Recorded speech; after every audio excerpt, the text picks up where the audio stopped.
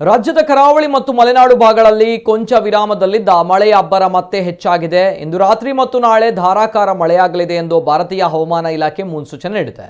ಜೊತೆಗೆ 7 ಜಿಲ್ಲೆಗಳಲ್ಲಿ yellow alert ಘೋಷಣೆ ಮಾಡಲಾಗಿದೆ. ಕರಾವಳಿ ಭಾಗದಲ್ಲಿ ಗಂಟೆಗೆ 50 ಕಿಲೋಮೀಟರ್ ವೇಗದಲ್ಲಿ ಗಾಳಿ ಬೀಸ್ತಾ ಇದೆ.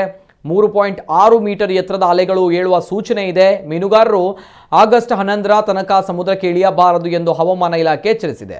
ಇನ್ನು ಉತ್ತರ ಕನ್ನಡ, ಉಡುಪಿ, ದಕ್ಷಿಣ ಕನ್ನಡ, ಶಿವಮೊಗ್ಗ, ಚಿಕ್ಕಮಗಳೂರು ಜಿಲ್ಲೆಗಳಲ್ಲಿ ಅಧಿಕ ಮಳೆಯಾಗಲಿದೆ ಎಂದು ಭಾರತೀಯ ಹವಾಮಾನ ಇಲಾಖೆ ಮುನ್ಸೂಚನೆ ನೀಡಿದೆ. ಚಿಕ್ಕಮಗಳೂರು, ಹಾಸನ, ಕೊಡಗು ಮತ್ತು ಶಿವಮೊಗ್ಗ ಜಿಲ್ಲೆಗಳಲ್ಲಿ ಮಳೆ ಸುರಿಯುವ ಸಾಧ್ಯತೆ ಇದೆ. ಇನ್ನು ಕರಾವಳಿ ಭಾಗದಲ್ಲಿ ಮಳೆಯಾಗುವ ನಿರೀಕ್ಷೆ ಇದೆ. ಉಡುಪಿ ಜಿಲ್ಲೆಯಾದ್ಯಂತ ಅಧಿಕ ಮಳೆಯಾದರೆ ಉತ್ತರ ಕನ್ನಡ ಮತ್ತು ದಕ್ಷಿಣ ಕನ್ನಡ ಜಿಲ್ಲೆಗಳಲ್ಲಿ ಸಾಧಾರಣ ಮಳೆಯಾಗಲಿದೆ ಎಂದು ಹವಾಮಾನ ಇಲಾಖೆ ಮಾಹಿತಿ ನೀಡಿದೆ.